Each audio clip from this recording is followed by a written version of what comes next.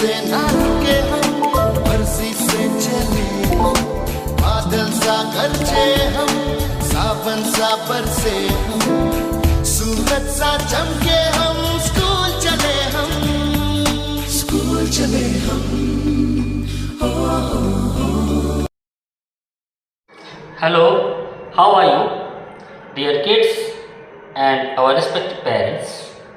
मैं अनूप कुमार मिश्रा आज जो कल का वादा था कि आज हम लोग डिस्कशन करेंगे अपने क्लास 9th के साइंस के टॉपिक पे कि हमारे 9th के बच्चे कौन कौन से टॉपिक साइंस में पढ़ेंगे। आज उसी पर चर्चा करने के लिए हम और आप एक साथ हैं। So very very good evening to all of you. और चलिए हम लोग शुरू कर रहे हैं अपना आज का topic about science class 9th CBSE।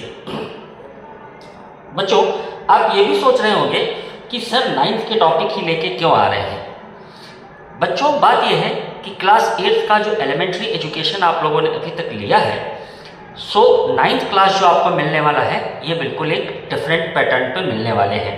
ये आपके लाइफ के ऐसे क्लासेस होते हैं 9, 10, 11, 12 जहाँ पर दिमाग का, ब्रेन का एक ब्रॉडनेस काम करता है, हमारा इंटेलिजेंस डेवलप होता है, हमारे ब्रेन का नेटवर्क और रेडार काफ़ी लॉन्ग लेंथ का होना चाहिए जिससे कि हम उन चीज़ों को समझ सकें।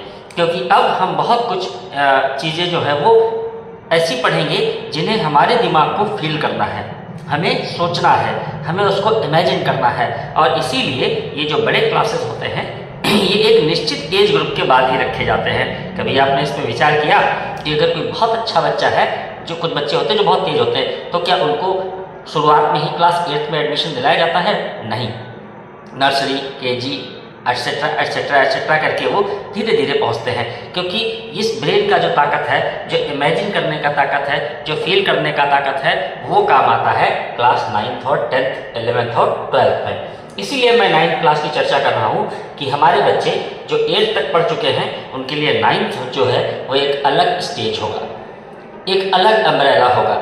इसलिए मैं 9th पे टॉपिक पे डिस्कशन करता हूँ कि जब हमारे बच्चे अपने क्लासेस को शुरू करें आने वाले 7 दिन या 8 दिन के बाद, तो उन्हें लगे कि हाँ हम इस गली में आ चुके हैं।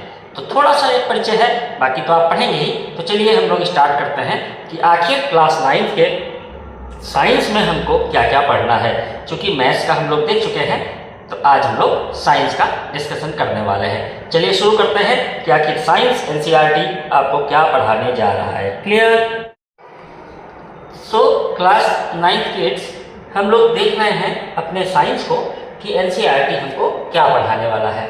तो आपका ये एक चैनल हेलो पेरेंट्स जो मेरी एक छोटी सी पहल है जिससे कि मैं आपके पेरेंट्स से और आपसे टाइम टू टाइम जुड़ता रहूं और कुछ आपके सुझावों पे चर्चा हो, कुछ मेरी बात हो, कुछ आपकी बात हो, कुछ आपके पेरेंट्स की बात हो, और हम सब मिल करके आपको एक सुंदरतम वृक्ष बना सकें, एक फलदार वृक्ष बना सकें, आप बड़े हों, डेवलप हों और अपने यश और नाम को प्राप्त हों। चलिए हम लोग बात करना शुरू करते हैं अपने चैप्टर्स की। सो बच्चों क्लास 9th में CBSE जो NCERT का बुक प्रिस्क्राइब करता है उसमें 12 चैप्टर्स हम लोगों को मिलने वाले हैं। कितने चैप्टर्स मिलने वाले हैं? 12 चैप्टर्स इन 1 ईयर इसको हम कंप्लीट करने वाले हैं। 12 चैप्टर्स इन 4 यूनिट्स। यूनिट का मतलब बच्चों क्या होता है? एक क्लास बनाए गए हैं, एक ये आपके सेपरेशन करने का एक तरीका है, एक इनका क्लासिफिकेशन है। तो यूनिट का मतलब है कि एक यूनिट इसमें ये ब्रांच होगा, दूसरी यूनिट में ये ब्रांच होगा, तीसरी यूनिट में ये ब्रांच होगा। तो इससे भी आपको देखना है, यूनिट वाइज चलता है मामला। सो 4 यूनिट और 12 चैप्टर्स, 4 यूनिट एंड 12 चैप्टर्स में आपकी जो NCERT की साइंस की बुक है वो पूरी की पूरी डिवाइड होती है बच्चों। सो इसमें जो फर्स्ट यूनिट है आपकी वो शुरू होती है केमिस्ट्री से। अब आप इन चीज़ों से इंट्रोड्यूस होंगे कि ये केमिस्ट्री क्या चीज़ होती है। तो केमिस्ट्री कुछ खास नहीं है बच्चों। केमिस्ट्री का मतलब क्या है कि जो कुछ भी हम सुबह से लेकर शाम तक, रात तक, सोने तक यूज़ करते हैं बहुत सारी चीज़ें ऐसी हैं जो साइंस की इस ब्रांच से होकर के आती हैं। जैसे आप सुबह उठते हैं तो क्या करते हैं? टूथपेस्ट, फिर क्या पीते हैं? चाय, फिर नाश्ता करते हैं, बिस्किट खाते हैं, बेकरी का सिस्टम है, ठीक है।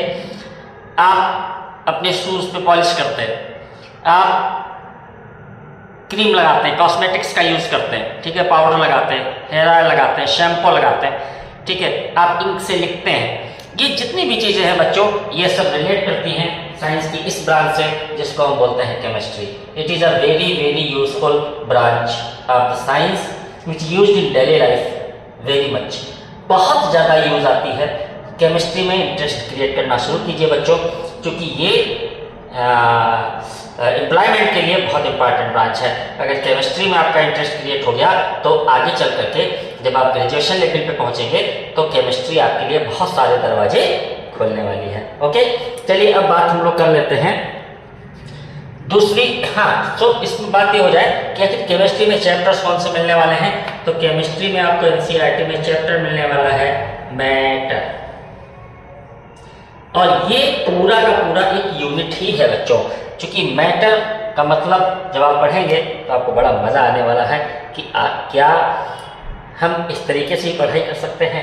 इतनी बारीक चीज़ों के बारे में हमें आपको सोचना है और पढ़ना है। तो मैटर, ये जितनी भी चीज़ें आपके सामने दिखती हैं जो बनी हुई हैं, every noun, every pronoun, every object, वो सॉलिड हो, लिक्विड हो, गैस हो, फॉग हो, क्रिस्टलाइन हो, पाउडर्ड हो, कैसा भी सब्सटेंस जो हमारे आपके सामने आता है जिससे हमें आपको रोज़ दो चार होना पड़ता है, हम सब उसके बारे में पढ़ने वाले हैं कि ये कैसे बना, इनका क्या यूज़ है, ये कितने टाइप के होते हैं, ये कहाँ कैसे पाए जाते हैं। तो इसके बारे में हम लोग मैटर में सब कुछ पढ़ने वाले हैं बच्चों। और इसके साथ साथ में फिर हम atom, molecules, electrons, protons, neutrons, atomic mass, atomic weight, nucleus chemistry, सब कुछ पढ़ेंगे। तो केमिस्ट्री का यूनिट ये आप समझ लीजिए 4 यूनिट 12 चैप्टर्स में डिवाइड है, तो 3 चैप्टर्स तो होने ही होने हैं। तो इसमें मैटर एंड सराउंडिंग्स ये पूरा एक चैप्टर बना दिया गया है, ठीक है बच्चों। फिर बच्चों आपका दूसरा यूनिट है जो बायोलॉजी से रिलेट करेगा, और बायोलॉजी में आपको क्या क्या पढ़ना है, लाइफ प्रोसेस।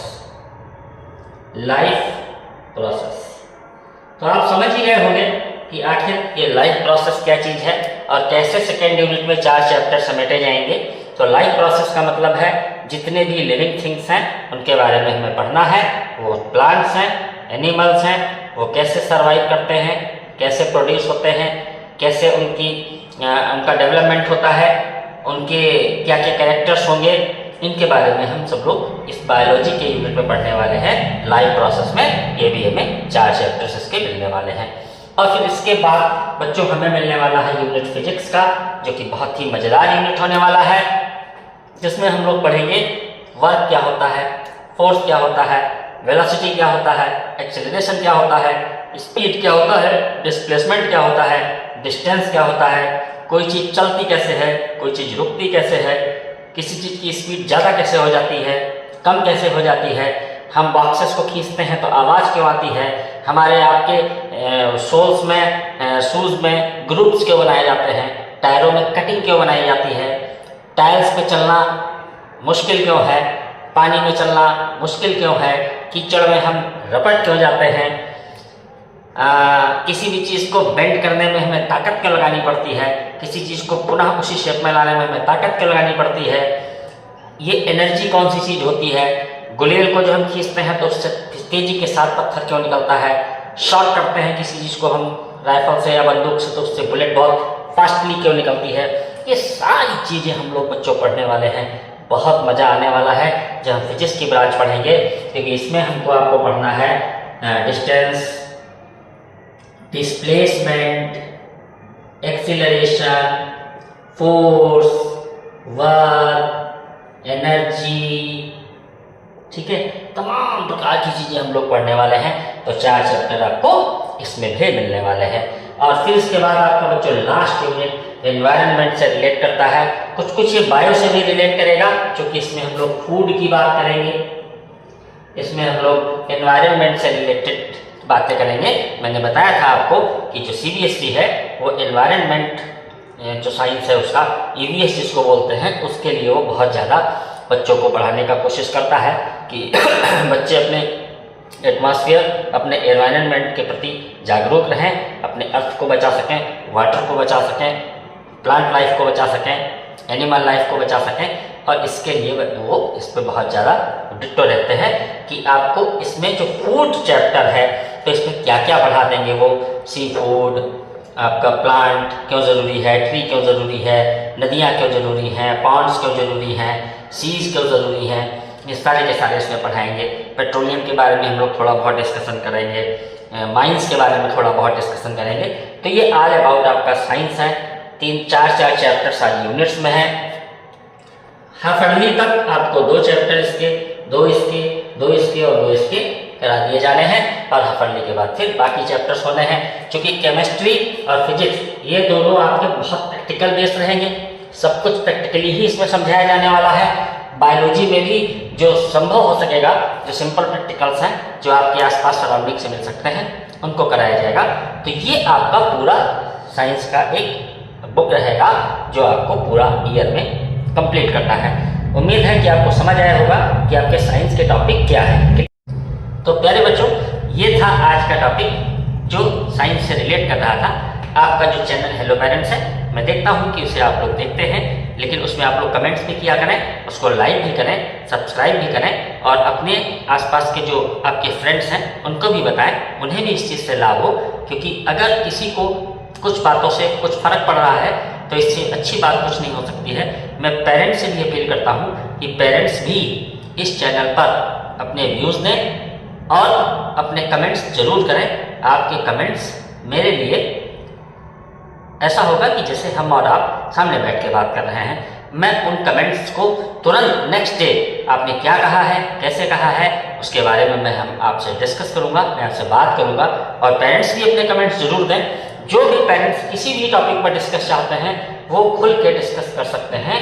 मैं हर एक टॉपिक पर जो एजुकेशन से रिलेटेड है आपसे डिस्कशन करने के लिए तैयार हूँ। एक अच्छा डिस्कशन, एक स्वस्थ डिस्कशन हमारे आपके बीच में हो। जब एक हेल्दी डिबेट होती है तो उससे बहुत कुछ ऐसा निकल के आता है जिससे कि कुछ ना कुछ अच्छा होगा। और हमारा और आप एज ए पेरेंट्स दोनों का यही टारगेट है कि हमारे आपके बच्चे जितना ज़्यादा प्रोग्रेसिव होंगे, जितना ज़्यादा उनका मन लगेगा पढ़ने में, अपनी स्टडी के प्रति वो जागरूक रहेंगे, अपनी बॉडी के प्रति वो जागरूक रहेंगे, अपनी हेल्थ के प्रति वो जागरूक रहेंगे, उतना ही ज़्यादा वो आगे चल के अपने परिवार के लिए, अपने समाज के लिए, अपने गांव के लिए, अपने शहर के लिए, अपने देश के लिए एक अच्छे नागरिक बनेंगे। और यही हमारा आपका टारगेट है। Thank you very much. मिलते हैं कल एक नए टॉपिक के साथ। देखना ना भूलिएगा, कल हम लोग बात करेंगे कि क्लास 9 के बच्चे SST में क्या पढ़ने वाले हैं। Till then, good bye.